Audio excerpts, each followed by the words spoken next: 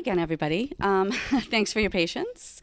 Thanks for coming to the August South Shore Independent Filmmaker Meetup. Our speaker tonight is Mike Messier from Rhode Island. He is not just a filmmaker, but he also teaches some acting classes. So he's going to talk a little bit about his background and when he started doing what he's doing and his acting classes and also some of his films. So I'm going to turn it over to you. Thanks.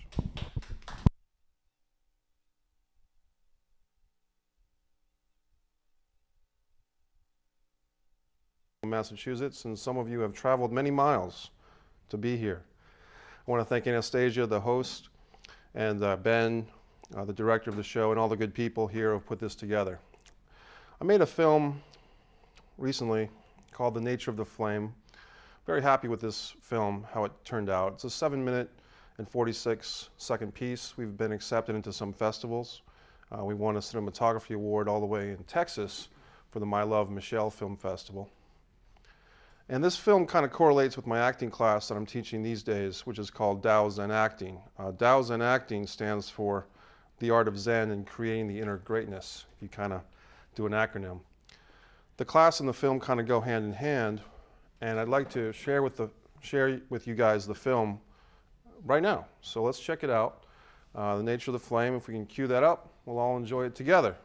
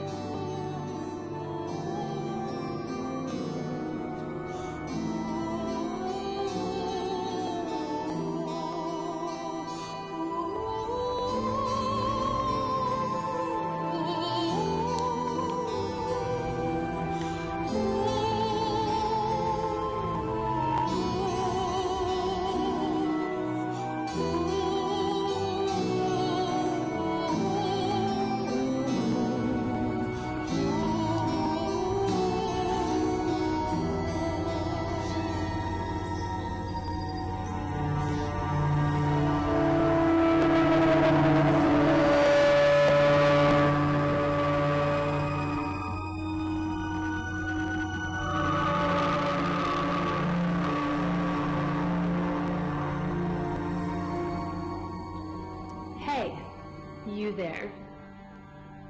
Yes, you. Has a girl got you down? Down to here? Down to here?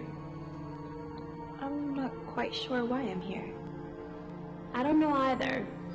You don't seem quite ready. Ready for what? Enlightenment. And you can provide enlightenment? No. And neither can you. And neither can the wind. Then why are we here?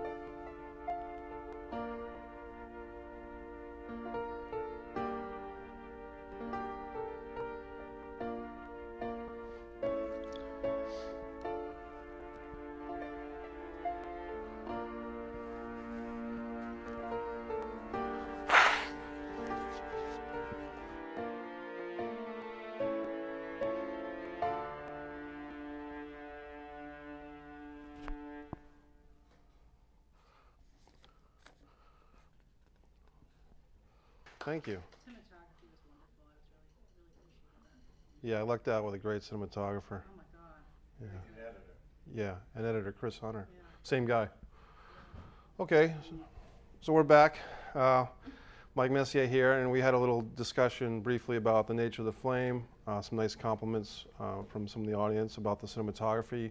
I lucked out. I got a great cinematographer named Chris Hunter who really, brought this piece to life. He brought it into Technicolor, so to speak. I want to break down how this, because I think this might be informative and interesting, how a short film can come to life, as a little slice of the filmmaker's process.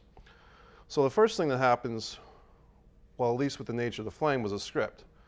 And I was at a coffee house called Empire Coffee in Newport, Rhode Island. And I was reading a book, and the book was called Zen and the Art of Making a Living by Lawrence G. Balt. There's a lot of quotes, a lot of cool stuff in this book. And I got inspired to write a feature script called The Search for the Muse, based directly from the book. And then I started thinking, man, I'd like to write something that's not based on the book in case I can't get rights to the book. I want to have a piece like Zen and martial arts. So I started writing The Nature of the Flame, what we just witnessed, and I fully intended to write a feature script. I got to page 7, the girl wakes up from the dream, and it just felt like that was it. It felt like that was what the script wanted to be. That's what was intended.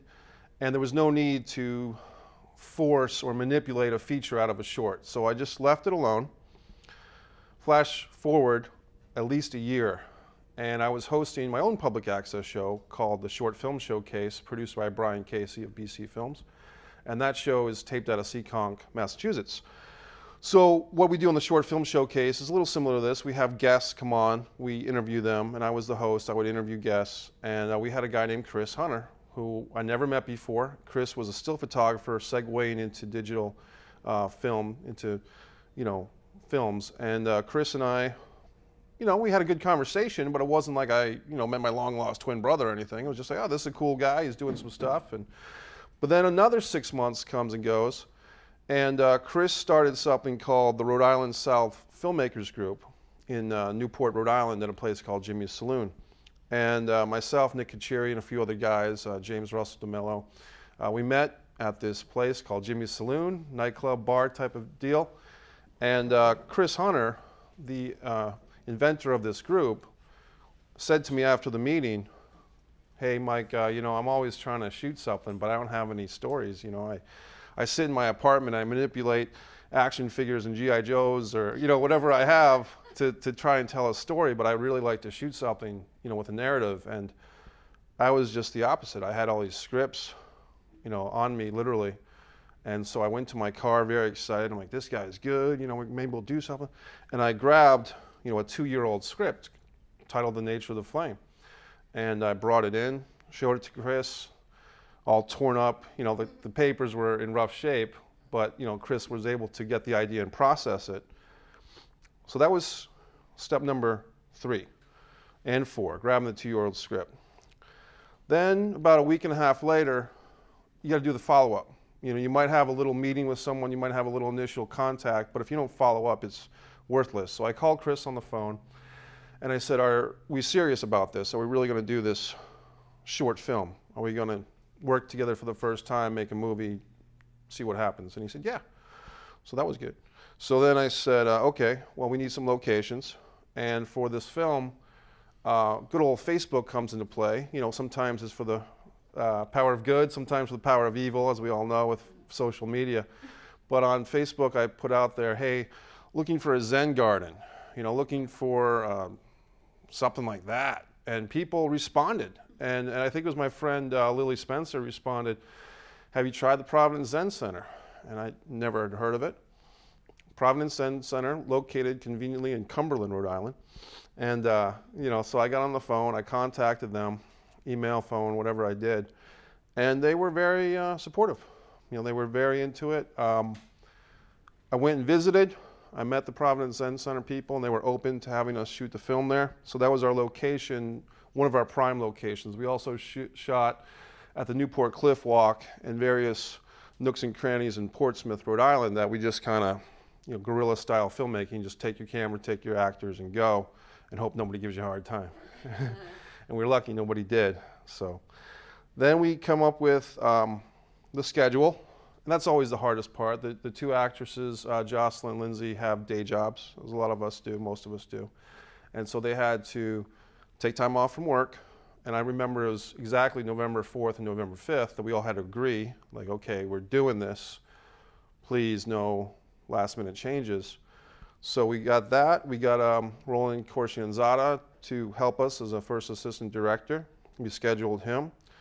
I skipped a part, the casting. Jocelyn and Lindsay were really perfect for these roles. And in order for me to get them, I put out a little mini casting call on Facebook. I didn't really go crazy with it. And a few really good actors, actresses, because I was always looking for two females for this piece, responded. But Jocelyn and Lindsay had really a connection, in real life.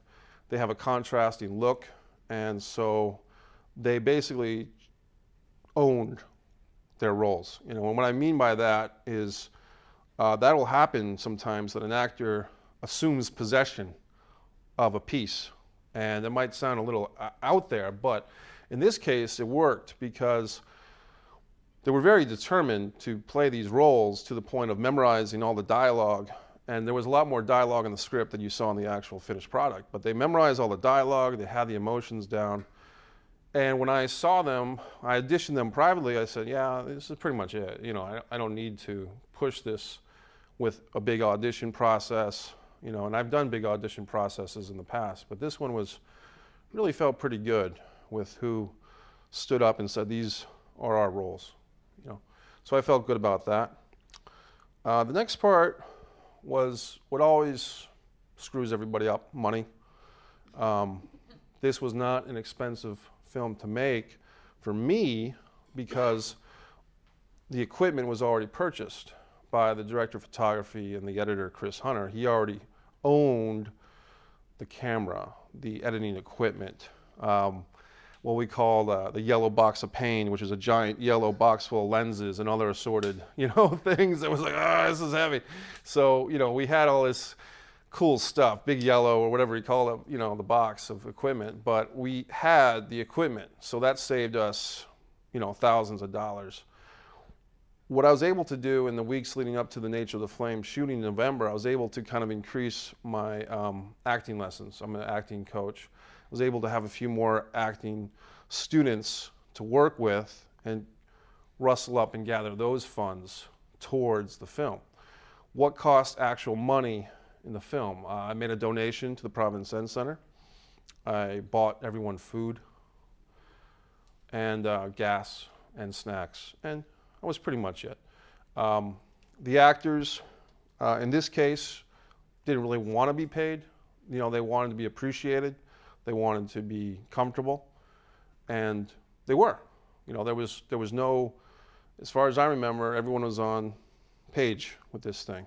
And we all wanted to have a really good time, and I felt that we entered our own little world. We created one with this short film. It felt really good. The filming was only about a day and a half, and a little nuance of it was we had all this dialogue, in the script, and the dialogue was pretty simple stuff, but esoteric, stuff like touch the rock. Why should I touch the rock? Because the rock wants to be touched. Do I want? It's just like, oh man. So when I was filming this stuff, I was like, I wrote it, but it,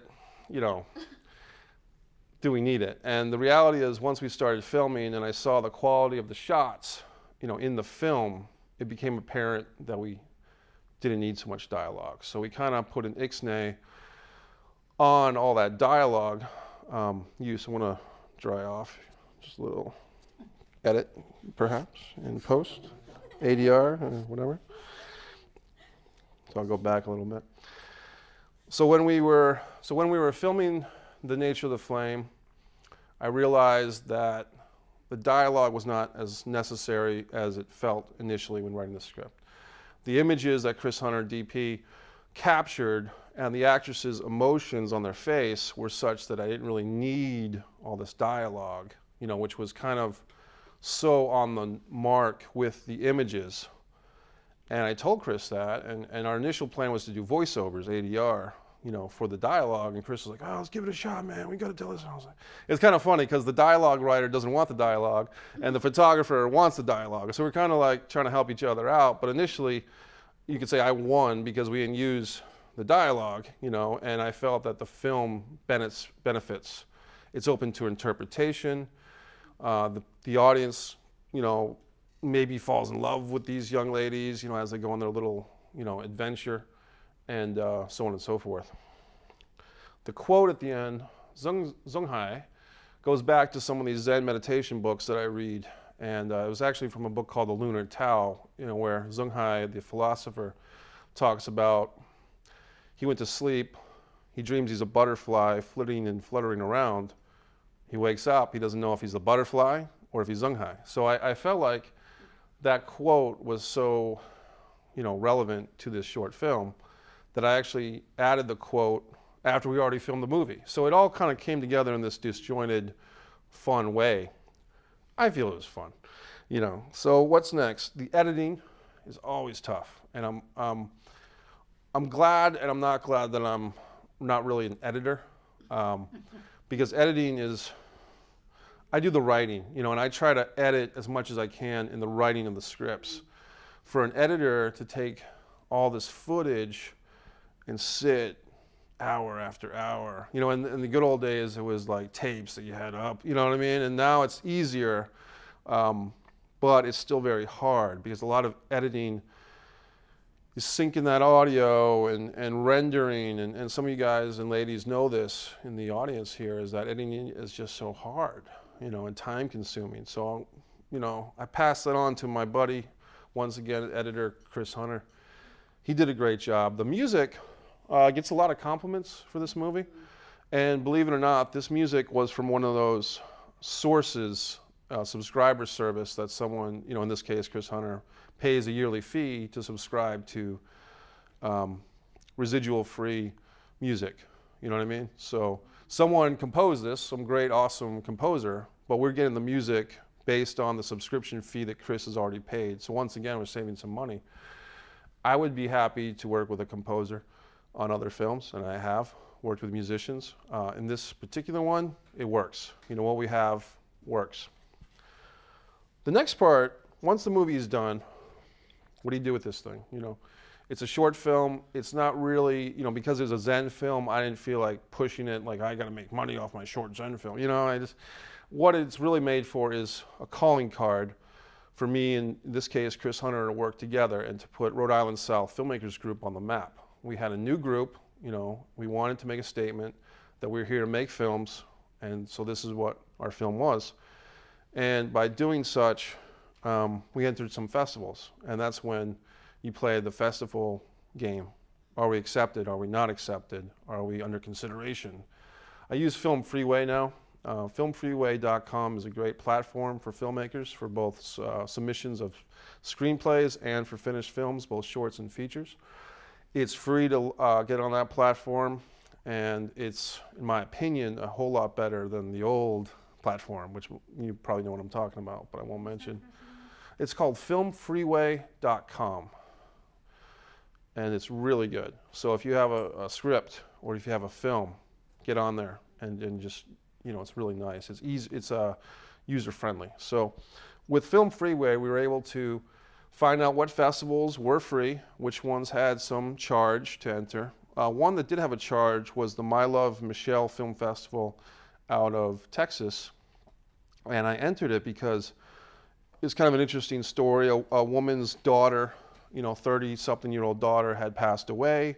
The mom wanted to have a festival in her honor, and there was some connection. They also, the daughter really loved animals, so they had some of the charity from the festival went to animals, and also people with mental health issues because I think the daughter had something like that. So it was a really nice festival. I paid the $15 or whatever entry fee, and 6 months later, you know, we win a Cinematography Award, a Rhode Island film winning a Cinematography Award in Texas. You know, feels pretty good. So that was nice. And what's next with The Nature of the Flame?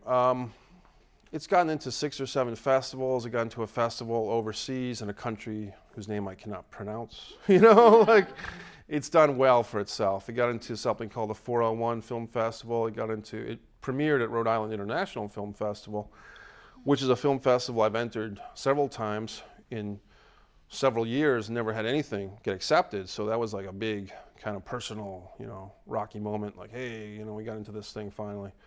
And that was great, you know, because getting into the Rhode Island International Film Festival as a filmmaker, you have like the keys to the city for a week. You know, in this case, Providence, you get to go to all these functions and meet people and have your little laurel, you know, your little, what's that thing called? Lapel, yeah, but it's badge, rope with a badge on it, whatever that's called. So, what's it? Lanyard. Lanyard, thank you. It's a lanyard. I got a lanyard so I got a film lanyard. So that was great. So, point is it worth it? You know, is it worth the trouble, the time to write, to produce, to cast, to direct, to work with the actors, to do all that in order to go to a few festivals, in order to have a statement, in order to be here to show? I think it is. I mean, I think the reason why the people that are in the studio are here is because you've got an interest, you know, you have a passion into film, into acting, into writing. You know, some aspect of creativity is stimulated by this wonderful thing we call the business, you know, or the art. I prefer to call it the art of the business, whatever you want to call it. So at this time, I'm going to do some stuff. I'm going to talk about some things I wrote a couple years ago, and I just want to share these with you. I want to start with a quote from Sidney Pollack, who's a director, and he was also an actor. You might have seen him in Eyes Wide Shut. So Sidney Pollack says, "I think there are basically 2 kinds of filmmakers. Those who know and understand a truth which they want to communicate to the world, and those who are not quite sure what the answer to something is and who make the film as a way to try and find out." That's what I do. So that's Sidney Pollack. Now we go into your buddy Mike Messier. "I will be a problem solver, not a worrier. I will be an independent artist, not a dependent child. I will be a worker, not a moocher. I will be a doer, not an excuse maker. I will be brilliant, not blinded. I will be a friend, not a foe. I will be a colleague, not a competitor." This is a piece I wrote called The War of Directing. "This is directing. It is the most important skill in any movie. It can fail or succeed your creative vision. It's your road to success or failure as an artist. You must direct your directing seriously. You must ask yourself, am I a professional artist or a journeyman hack? 5 factors determine your choice. You must know: 1, your vision; 2, your platform; 3, your cast and crew; 4, yourself, the movie maker; 5, your story. Directing begins with your vision. See your movie and let others see it too. Make others see what you see in your mind's eye. You will share your actor's good fortune. You will embrace your crew in success. With your vision, you will vulgarly lie to your colleague. You will not vulgarly lie to your colleagues, this family. Next is your platform. It may be poor or rich, film or video, but it is yours. Use it wisely. Your cast and crew are very important. They may be trained or they may be raw. The raw must be trained and the trained must be cut raw. It is your honor to work with them. It is your challenge to have them challenge themselves. What about you then, the movie maker? You must be loyal to all, story, craft, art, and people, and even loyal to yourself. Well-spoken, yet also quiet and not gossip. A genius, yet humble. Able to secure locations and to create time and collaboration when there seemingly is none. Not afraid of failure, not boastful of success. A true visionary, yet open to ideas. The new ideas that come to you from others or even inside yourself. An artist you must be. Your story is last, but is it first? It should be. Because without a story worth telling, you have nothing. Work with your story and it will work with you. All of these elements are fundamental. They are the backbone, the spine, the foundation.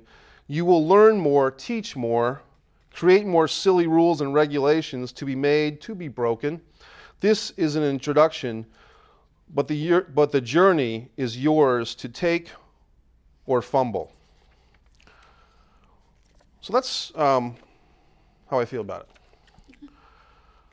I recommend a lot of books, and I want to share some thoughts from 3 books that I read a lot. And the first one is Movie Maker's Masterclass, Private Lessons from the World's Foremost Directors by Laurent Terrard.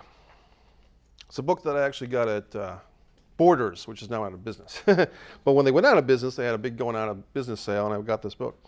So the Movie Maker's Masterclass is a collection of interviews that this guy Laurent Terrard did with great filmmakers like Sidney Pollack, like I believe Kubrick, a lot of great directors. This is from Terrard himself. It's a quote from the preface by Laurent Terrard. Yet I was still a filmmaker at heart. And after several years spent watching films, something told me it was time to get my way back to making them.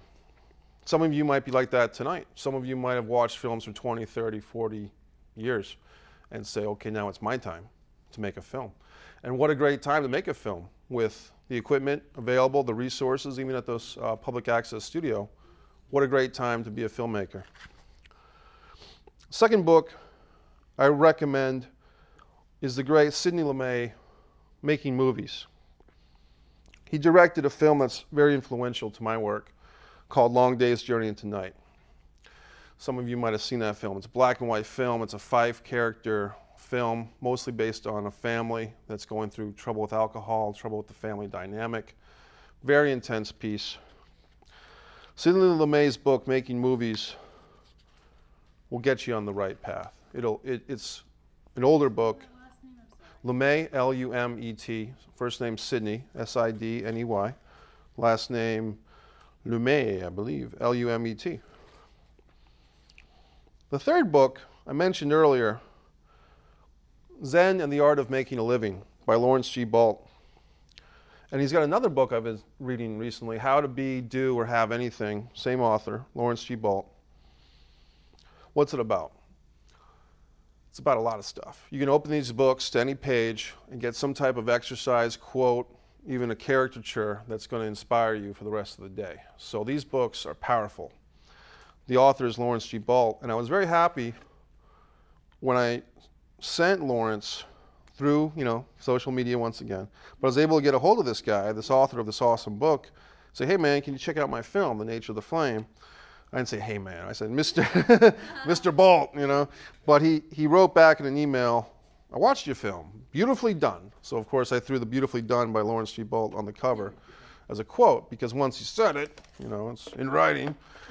So I'm going to give you some thoughts and tell me how much time we have, if there's a time limit or whatever. Okay. So this is the 20 steps to success or some type of madness. Suggested path to make a short film, low budget or no budget movie, and perhaps it's your first. And this is written way off the cuff. I'm going to abridge it for our purposes. Number 1, think about your current resources, both skill sets and property. What can you do yourself? Who do you know that can do what you can't? for instance, me and Chris Hunter working together. I'm a writer, he's an editor, he's a DP, I'm a getter of people. So think about resources such as equipment, actors, stories, locations, etc. If you have any of this available, great. If you don't have these resources, do not be deterred. Write down everything you have and everything you think you may need on a piece of paper or type it up. Number 2, write a story that is simple to shoot. Now you can write your epic, biblical, monstrous 3D animation piece. Okay, write that, but then have your 4 location, or 4 actors, 1 location piece, or 4 locations, 1 actor piece. Do something that's doable, and have your awesome epic over here, have your little guy here, and do the little guy first. Do your piece that is obtainable, doable, in the moment, in the next 6 months or year. I've got a lot of scripts that are crazy good. I mean, they have big basketball scenes, they have big wrestling scenes, but ultimately the movies that I've finished are the ones that are simpler for the time being. Number 3, decide what you need to make this script come to life. Decide what you need to make this script come to life. What is your needed location? How many actors do you need? Are you doing union, non-union? Be modest and don't look for the world. Are you offering a volunteer gig? It's not non-paying, it's volunteer.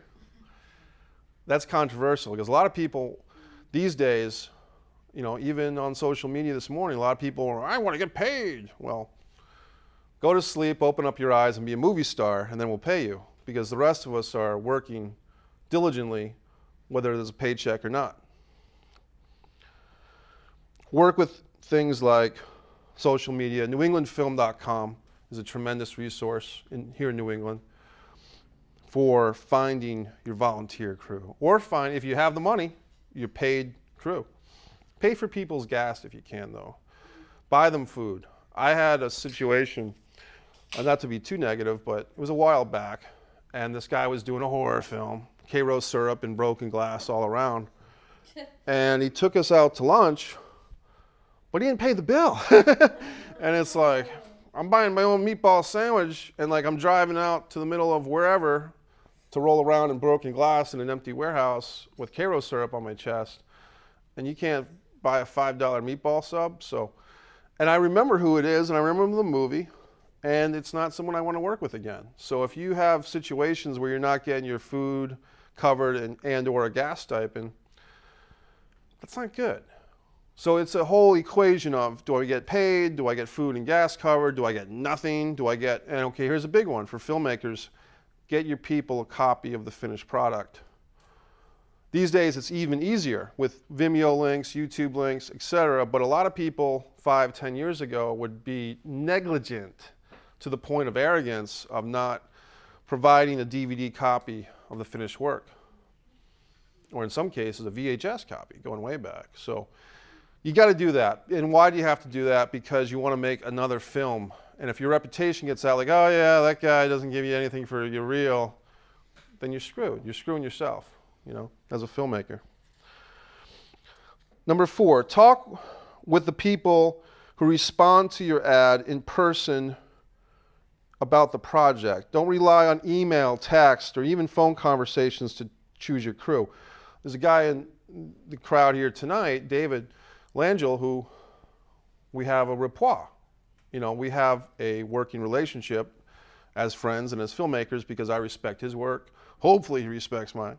And we have a connection. If it was just, give me a phone number, if I was just looking through social media or even references and just got someone randomly, that would not be a good move. It's like a relationship, or like if you're playing tennis with a doubles partner, you'd want to warm up a little bit, Get your location settled. If it's your home or a friend's home, determine in advance, are you paying for this location or is it a freebie? And don't mess up the people's house. And everybody does, like you can always say I'm not going to break your bed, or I'm not going to, kick your dog, but somehow a dog gets broken or a bed gets kicked. Something bad's going to happen.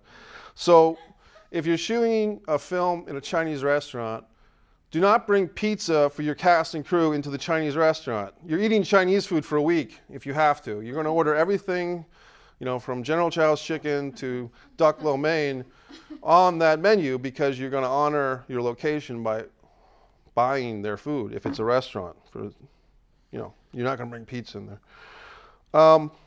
6, I already mentioned it, buy your people food and beverage and ask them what they like. You know, if someone likes peanut M&Ms, even red ones, get them that.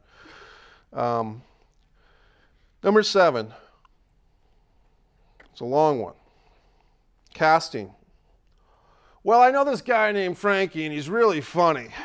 So I'm going to call him up and he works 45 hours a week and he has his 3 kids on the weekends. But I'm going to call Frankie and make him the lead of my movie because he's got nothing better to do.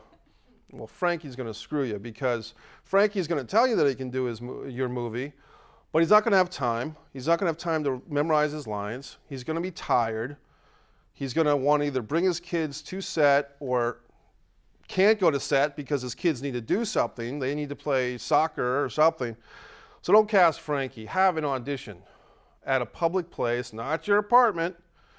You have to have a rented venue, professional art house, or a restaurant with a back room, or a library to have your audition so that you're not treating this thing from the get-go like hack work. You got to really have a nice audition process. And even if these people aren't casting your piece, you want them to think of you as a professional, even if you're up and coming. And because some of those people auditioning might be filmmakers themselves, or they have yappity yap. They're going to talk. And Mike treated me great at his audition. I didn't get the role, but gee whiz, they had a box of cookies, or they had a gallon of water for me, or something. You know, they treated me nice.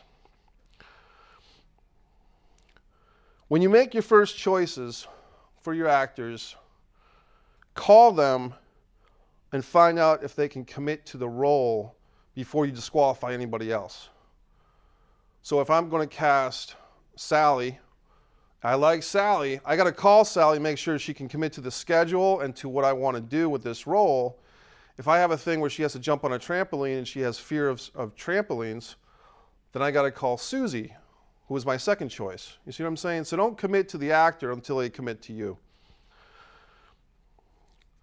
Once your actor has committed to you, rule or guideline 9 for me is call or email the actors that didn't get the part and give them the courtesy to let them know that they did a great audition. You'd love to work with them again in the future, or work with them for the first time in the future. But unfortunately, you know, we're cast somebody else. That way, if something happens to your lead, you have a resource of material of people to go to as a backup. You don't want to alienate the people that didn't get a role. You want to make them feel good that they had a shot and that they were respected and took their time to come and audition for you, which is very difficult for some people. It's very hard for a lot of people to audition because they feel vulnerable. And you have to put yourself in the other person's shoes with empathy and say, this person came out of their way to memorize some lines, to do the sides for my audition. They might have really connected to my piece, and now they're not getting to do it. So what do I owe them? I think you owe them an email or a phone call to let them know they're great, and if something happens, we'll call you, and if not, we'll work with you down the road. That's all you got to do. Once you got your cast, set up rehearsals. Do not just show up on the day of shooting and expect to have some great acting. That's hack. Do not just send your script to your actors and expect them, even if it's 3 lines or 65 pages, to just show up and present their interpretation of your words or the writer's words and do a great job. It's not going to be good. What it's going to be is flat, flaccid, whatever nasty description you think of bad acting, and it's your fault. You're the director. It's not the actor's fault that they didn't get to rehearse. It's your fault that you didn't take the time and the effort and the energy to set up your rehearsal. When you do a rehearsal, provide food and beverage once again, and have a nice place to do your rehearsal. If your home passes the mark, maybe. I prefer to rent a venue for a rehearsal, or best yet, to have the rehearsal at the actual shooting location, if at all possible. Here's a really tough situation. Setting up your shooting schedule. I've done it both ways. I've cast my actors first and then set up a shooting schedule based on their situations. That probably is not the way to go in most situations. I think it's better at this point for me to set up the shooting schedule first with some rough ideas for rehearsal schedule and then see who's in sync with that. You can do it any way you want, but you got to have a shooting schedule, especially with actors that I'm working with now that are very busy because they have other projects they're doing and they're in demand in the area. You really want to get your schedule down. I forgot something, but it's right here. The unit production manager position is very important. If you can get a UPM or a first AD or both, have that. That's like the technician. That's like the offensive coordinator of your movie, because if you're the director and you have someone to go to, even if it's bouncing ideas off of, and then have that person, it's like a what's in theater? Stage manager, awesome, thank you. It's like a stage manager in theater. You want that go-to person to go to it. Okay, so now we've done some rehearsals. We have our cast and crew. You definitely want more of a crew than I'm embellishing. You want your DP, your editor, your grips, all your boom mic person. So get ready for the shooting day. Have your food and beverage ready, your snacks, water, or money for food and beverage.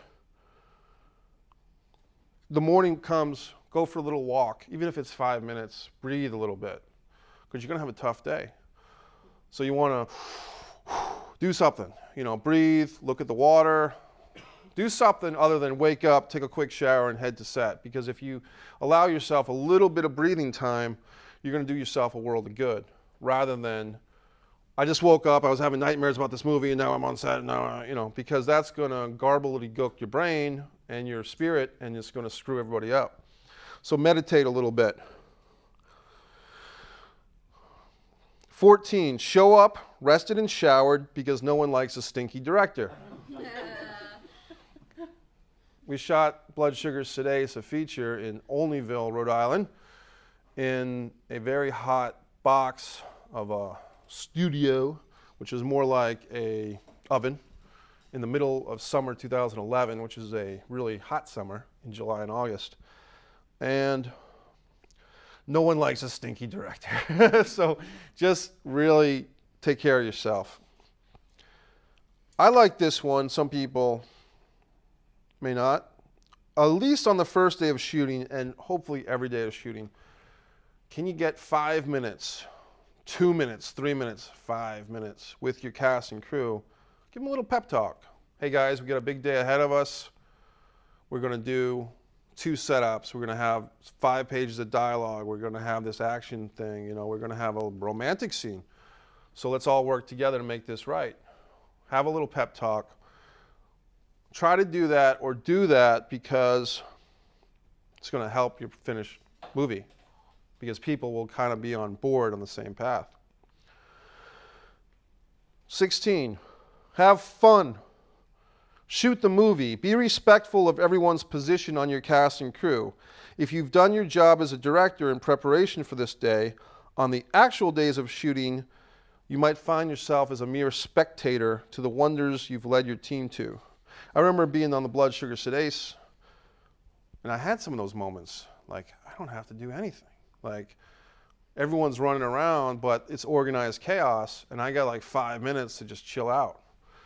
On that set, we had a studio environment, even though it was very hot, and we actually set in the background behind the stage, or behind the sound stage that we're using, what I call the Zen Den. So we had a plant, we had like some books, some action figures, some incense, and like we had a little meditation zone, which I enjoyed, and a couple of the actors did. Here's a quote. Lao Tzu. A leader is best when people barely know he exists. When his work is done, his aim fulfilled, they will say, "We did it ourselves." Make yourself invisible.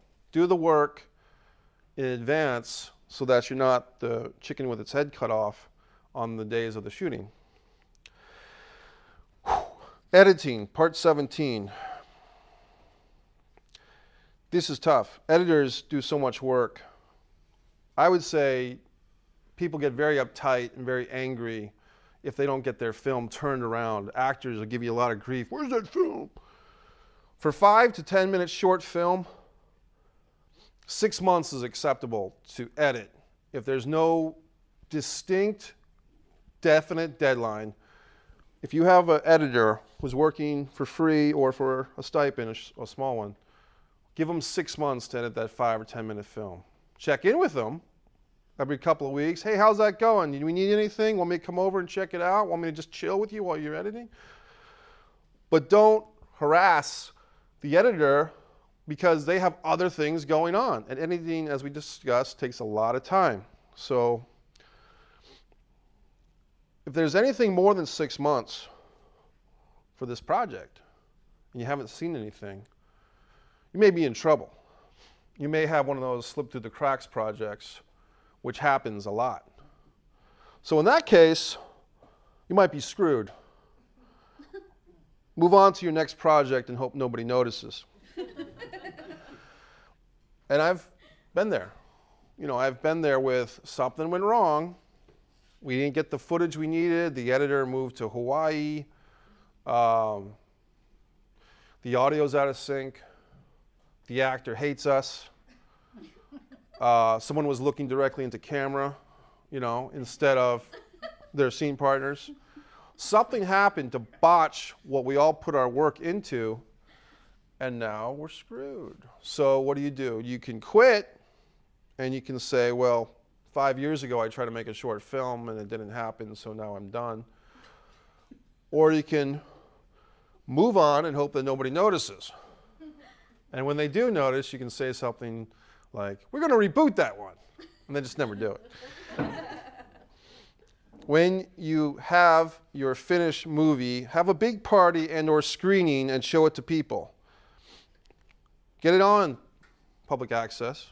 Get it on your festival circuit as much as you can. Have your own screenings. Have your own little mini festival. You know, rent a theater or rent a coffee house with a screen. Rodywood Studios that I use a lot in Providence is great. There's a Belmont studio, I'm sure, in the area we're in now. There's some great places. Don't be a shy, reclusive artist. I'm sick of it. We have enough of those. It's trite and boring. Be proud of your work, even if it sucks, because at least you did something. A lot of people don't have the guts to even try, and you did it.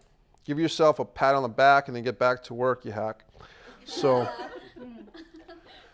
my feeling is a lot of people think they are whoever. Edgar Allan Poe, you know, those days are gone. As I dry off, with tears in my eye. The days of the shy, reclusive artist being hounded for autographs is not our time. So if you're going to make your film and then crawl into a cave and not want to talk about it and expect the world to come beating down your door, forget that. It's not going to happen. And you owe it, if not to yourself, to your cast and crew to promote this thing. Because if you're the director, producer, writer, and the actors, be an ambassador for your film. A filmmaker named Raja Samaru said that actors should be ambassadors for their film. And I think everybody should be an ambassador for the film, especially the director. Because everyone made this thing happen, and you do owe it to promote it. Don't let it sit there collecting dust and sadness. The 19th guideline of this, some type of madness, or 20 rules to success.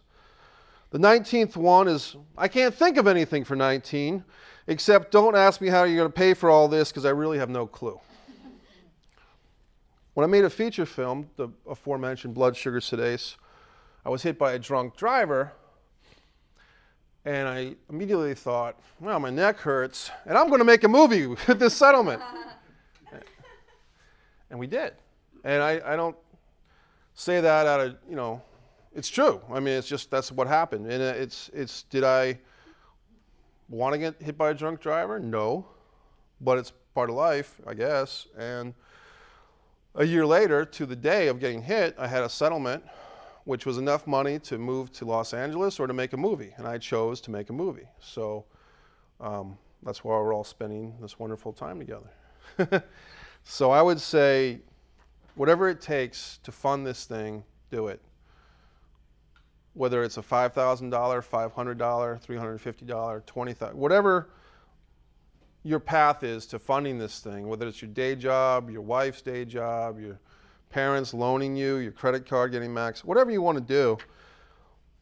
I don't have a clue how you're going to do it. Maybe you can tell me. Number 20 is, if you make your movie,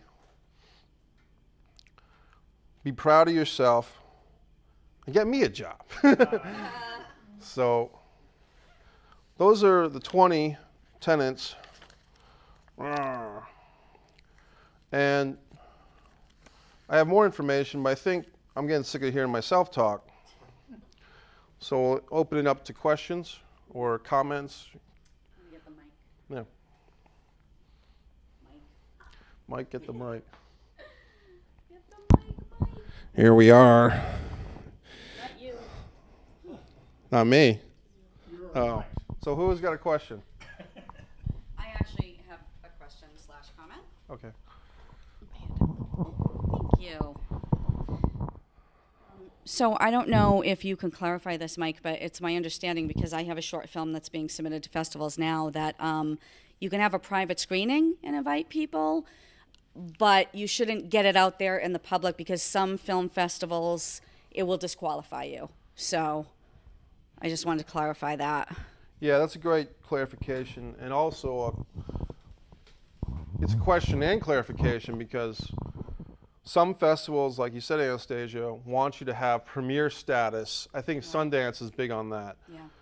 Okay, so what do you do? You know, do you have your local screening? This is my answer. Friends and family screening, which you don't advertise on social media, but you call your cast and crew and you say, hey, we're screening the rough cut for friends and family, which is open to everyone. But we'll also be accepting donations for our festival submissions. It's in the wording, and guess what? Sundance is not going to come banging down the door of Providence, Rhode Island, looking for Mike Messier and his short film. So I would say the friends and family screening, Right.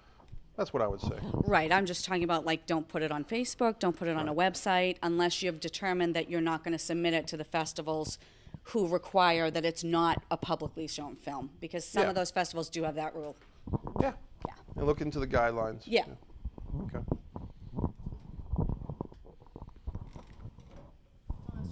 He's holding the mic. Oh. Yes. No, I don't have a question. Hi, Mike. I don't want to be in front of the cameras. Hey, Randy. It's Randy, right? Yes, Randy. Good to see you again. Thank you. You too. And thank you so much for your presentation. You were true to your word. I did audition for Mike, and he said I was great, but he was casting someone else. You cast a lot older, as I remember, because Yeah, I wanted to be your mother. we looked like I know. brother and sister. So, yeah, that's a I know. compliment. Thank you. Thank you. Yeah. I do have a question, though, just specifically for you, since you're a writer. We might have some more writers in here and writers watching this. Are you interested to read our scripts? Sure. Oh, okay. Are you interested in making someone else's film, or do you only want to make your own? That's a great question. Randy's asking, would I personally want to make someone else's film or just make my own? Great question. My feeling off the top of my head, if there was funding for someone else's film, or if someone else was taking care of that aspect of it, I'd be interested. I have too many projects in my history that I need to complete, that I need to fund, you know, and it causes me nights of pain that I haven't finished 2 or 3 projects. You know, that's very honest for me to, you know, tell you that. But for someone who says, hey, guess what, we have 5,000, we have 500, all we need is 6 hours, can you take a look at this, can you help us out? I'd be interested in reading it. I mean, it doesn't cost me anything to read someone's script. You know, if it's 500-page script, you know, maybe not, but if it's a, you know, if it's a typical short film or a feature film, I would read the script at least and give some friendly feedback, and yeah, I would. What else you got, kids? I have another one. Yeah, please. Do I have to take mine? Yeah, go for it, Randy. Okay, as someone who has never made a film before, but who has scripts, you know, in my drawers, Yeah. I'm just interested that you sent your short film to international film festivals.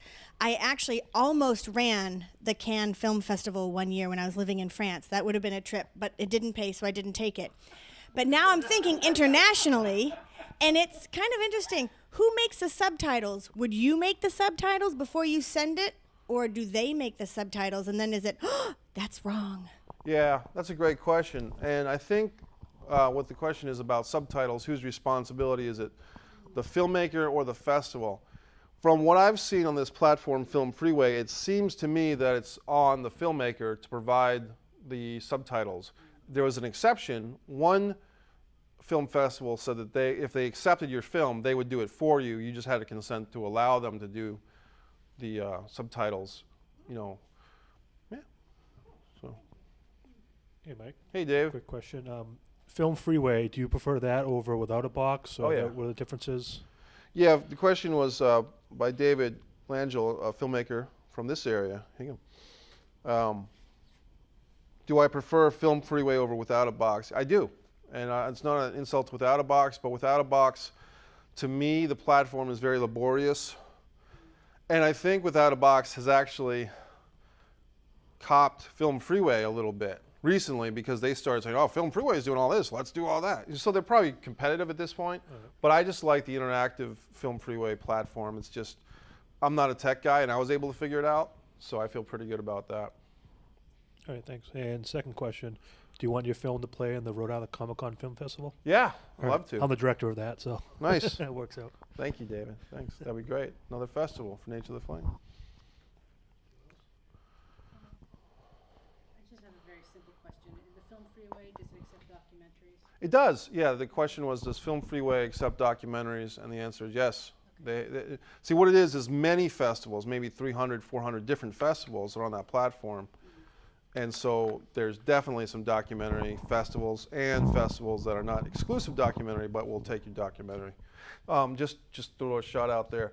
Rhode Island International Film Festival is very big for documentary. In fact, I think if you win, I could be wrong, but if you win Rhode Island International Film Festival documentary, you're up for an Oscar. Like, you're qualified to run for an Oscar. I think that's how it works. When is the Rhode Island International Film Festival? Just passed literally a week and a half ago.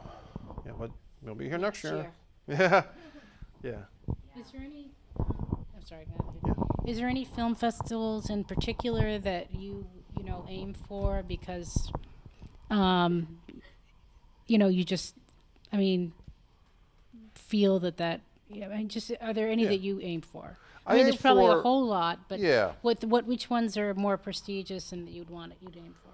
Well, here's I like the Scene Festival, SENE, Southeast New England Film Festival. I like Rhode Island International Film Festival.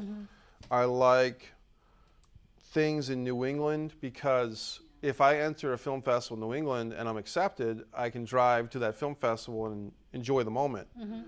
Also, there is, you know, territorial nepotism, to be blunt, that a Rhode Island filmmaker is more likely to have his film in a Rhode Island Film Festival than a Texas Film Festival.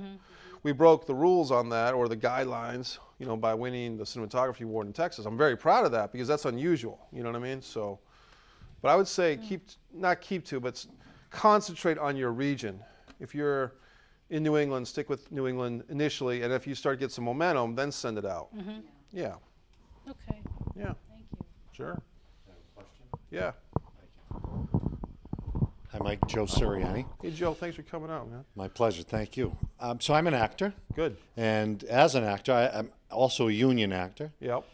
How often do you have the opportunity to make union films? Do you make union films? Do you have union actors?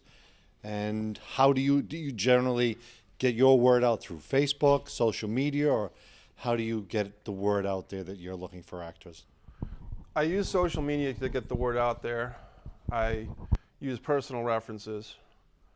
I'm a Facebook guy, you know, like, oh, geez, I'm a Facebook guy. But I've been trying to tap into LinkedIn and Stage 32 recently. The union question is a great one. And I have a project titled Chris and the Coffee Girl, which is distinctly a union project. And we haven't filmed it yet, Joe, basically because of the funding. So when that project happens, that is a union piece. Some of my other things, Nature of the Flame, the actresses were non-union, and they did so well at the audition, I didn't feel the need to go union. I think the union is great, and I think that union actors in New England are in a tough spot because you work so hard to get in the union, then you're in it, where's the work? Where's the roles? Where's the, you know what I mean? So it's a catch-22, and I mean, we could talk all night about the union status, and That's another meetup. yeah, that's another meetup. We'll do that, and then we'll all shoot ourselves in the head. Well, it doesn't always have to be paid. Yeah, Even a SAG film, it's not necessarily always paid. right. There's ultra low and so on and so forth. But there's rules for SAG. There's still rules, ultra however. low budget That's correct. indie That is film, correct. And there's Yeah. specific rules. Absolutely. Guidelines. And Yes. If you're No interested in question. doing that, you should totally check that out. 'Cause Definitely. From what I hear, the New England office is great. I know they've had some great, I was going to say ladies because I think mostly women run that office, from my understanding. I've told them many times they're wonderful. Yeah. Yeah. They're wonderful. So that's good to know. So like I said, with Chris and the Coffee Girl, that would be a union ultra low budget, I think 200,000 and less. So we'd be able to open the doors a bit more. And like some of that, like you're saying, for union actors, they're gonna want a bond up front, so if you don't have the money Right. to even give them a bond, then they keep, and that's the tough spot with that. Yeah. Okay. Oh, sorry. Just one little follow up on that. Yeah. Is there more of a benefit to making a SAG film as opposed to non-union? I am not an expert on that question. The question is there a benefit to making a SAG film over a non-union film? I think there's benefits both ways. I think if you want to get in the game, for instance, if nothing else, if you want to get nominated for an Oscar, I believe, I could be wrong, but I think you have to have a union film. So my films that I'm very proud of, the narrative ones, the documentaries I think fall under a different jurisdiction. But if I were to take Blood Sugar Sedace and say, I want an Oscar for this thing, well, you're not a union film, so you're not qualified. So I think if you want to play with the big leagues, then you eventually, not you, but me, everyone, want to segue into union projects. That's a goal of mine.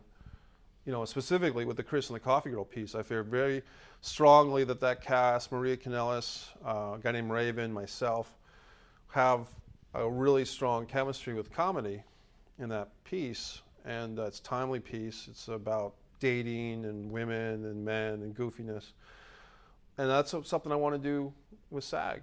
So I was just curious for funding. I'm holding this right.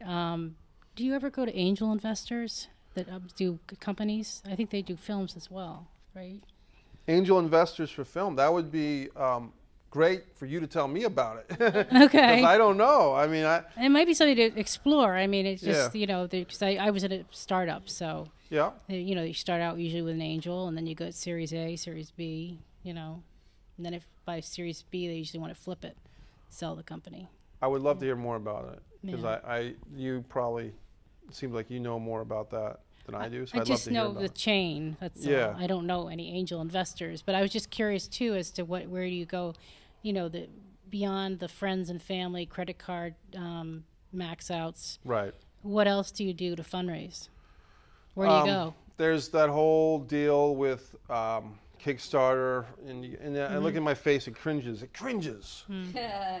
Crowdfunding, crowdsourcing, to me, is inundated in New England, and it's nothing wrong with it. Not that there's anything wrong with that, but it's just so many people are doing it that for me to jump in and say, hey, fund such and such movie that I want to do, why is my friend who's also making a movie going to fund me if he can't fund himself? Because I want to see your film. Well, that's nice. I've Thank done you. that for my fellow filmmakers.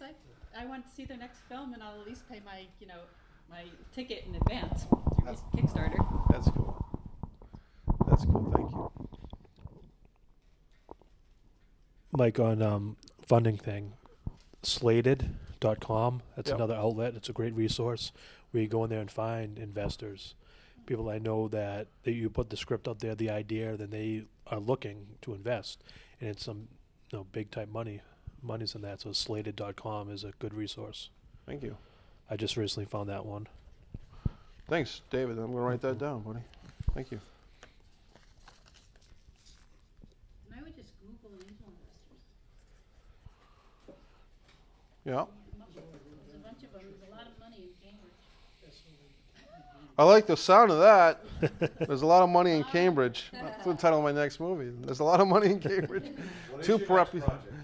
Distance from Avalon is my next project. Distance from Avalon is a 4-character piece, 2 vampires and 2 civilians, and it kind of has a little take on the classic movie Bob and Carol and Ted and Alice, where partner swapping. So the vampires seduce their guests, civilian guests, into a world of intrigue, conversation, and sensuality by suggesting a partner exchange. Little do the civilians know, ... And I think it's a great story. It's a feature. Yeah, the script right now is at the 80-page mark, which is feature length. It could be a few more scenes perhaps, but I feel good about it. Yeah. Probably need a $50,000 budget on the high end. Probably don't need quite that much money, but sometimes, in my experience, it's good to overestimate what you really need to make the movie rather than underestimate and then go get all nervous when you don't have enough. That's my thought. There's a bunch of venture capitalist firms. Yep. And it's kind of a real sideways way of doing it, but they may know of an angel that, predecessor to them getting funding from them that might be interested in film. I just throw it out as an idea. No, I appreciate it. Yeah. Thank you. Thank you. It's, it's kind of a long shot, but you never know. Long shots, what made this country great. So venture capital, thank you. There's a lot of them, so. Yeah. I think you have to be open-minded in everything, in making films, exactly. I think you have to be open-minded, so that's good. I can do this, go ahead if you want. I can do this by mic or if you want it, if you're recording.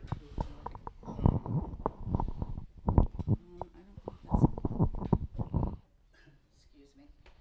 Oops. Oh, did you pull a little bit more flat? I did. It should be If you just go about over enough. her, that might solve the problem. Just over me, I'm in the back. There we go. So, if it were to come in at 50,000, what do you expect to spend? Like, what do you expect to be your big budget items? Costuming, food, hair and makeup would be big for that one because we have some special effects, not too many, but with the vampire type of stuff. Probably a location fee with something like that. We want a mansion. A Newport mansion would be nice, unless we get someone's private home for free. Mm-hmm. Art, we'd like to stock the mansion with art. Original artists might allow us to use their stuff for free. What else do we need for that? I'd like to pay, even though the actors we have signed on currently are non-union actors, I'd like to give them stipends, daily stipends. I wouldn't want them, they've been very loyal to the project. I'd like to give them cash, you know, checks, whatever, to encourage them to do their best. Not that they need it, but, you know, it's nice. You know, and the crew would definitely need some money. If you're taking like a 12-person crew, say, even if you pay them $125, $150 a day, that adds up. You know, and if you're paying your actors $100, $150 a day, that adds up. And we probably have an 80-page script averaging 5 pages a day, let's say. That's a 16-day shoot. So you do the math, and the money jumps up there. Then if you want to do some publicity, if you want to have a screening, you kind of want to implement your money for the screening into that $50,000 so that you don't end up 9 months, a year later and say, hey, we did our movie, but we don't have $2,000 to rent a movie theater to show it. You kind of want to have that implemented, you know, beforehand. If you want someone besides yourself to do a website, that's a few bucks. If you want someone to do a poster for the movie, etc. What are you shooting on? Are you using the same DP for everything, or? I don't know yet. I kind of just leave it at that. I'm not sure. The answer is I don't know right now for that one. Yeah. And I was just going to say about Film Freeway that I know of 2 groups that are doing little mini festivals, not in the sense you usually think of a festival, but like one of them is Harvard Square Scriptwriters, and it's more a contest, to be a better word, and they're doing it through Film Freeway. Yeah, so it's a great platform. You know, and also, just this is totally unrelated to anything else, but a friend of mine Twitter is about to come out with a 30-second video. You know, there's a link on characters, and now you can do 30. He wants to do a film festival for 30-second films through Twitter. There are film contests that are for 1-minute films. So, you know, and in the society of, you know, this, why not? You know, thanks. Yeah, that's a good question. I'm Susan Bryant, and I'm a professional sound recordist. And you and I actually worked on a project that I agreed to work on because the guy, forgotten his name, the Navy guy, said, if you work for my creative dream project for, I don't remember whether he paid me or whether it was way under my rate, but he said, I will get you on one of our corporate jobs. And he did. And so he made good on that promise. And that's a good way to get professional people to work for you on your project. Or you find out, if I have a pet project and I might want an actor to work on, and then, you know, maybe there's a barter system, and it's not going to be necessarily each single thing adds up, but the goodwill of working on each other's pet projects is something that I know has served the group that is associated with the mumblecore movement pretty well. Like, a lot of those guys have worked on each other's projects for free or nothing, or, you know, worked for pizza or whatever.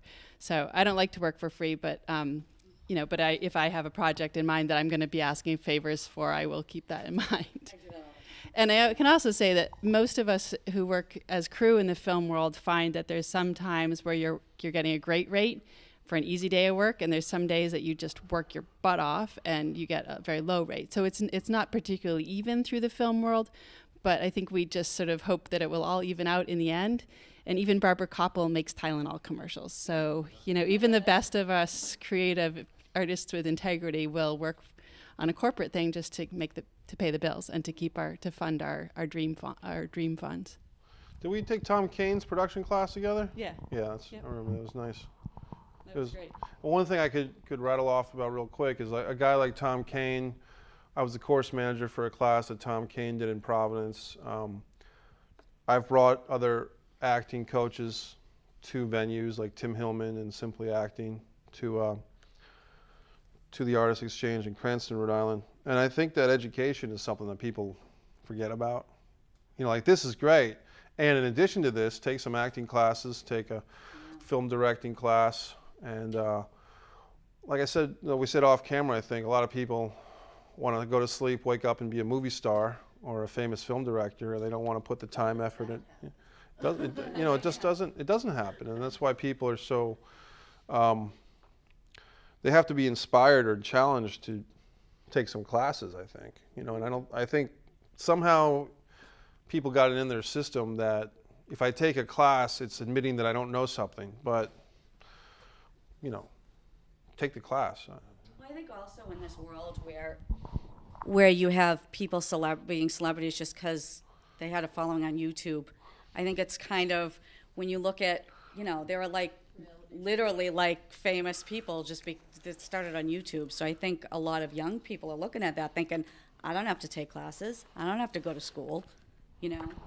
I think that makes it tough too. I mean, it's great that we as filmmakers have a better outlet and we don't have to go through a Hollywood studio like in the old days. Right. But at the same time, when you have people not, paying their dues and busting their butts and, trying to learn how to do it the right way or the professional way, it makes it tough. Yeah. It just gives people the wrong impression. Like, I'm a natural. I don't have to take classes, Right.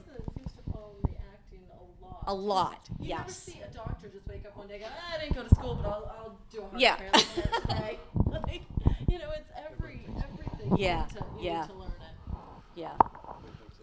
Yeah, in my acting class, Dow's on Acting, it stands for the art of Zen and creating the inner greatness. And I think a lot of people are afraid to even go there. They're afraid to even touch anything close to the greatness that they possess because mediocrity is comfortable and greatness is not. And there you have it. Well, and greatness takes hard work. Yeah.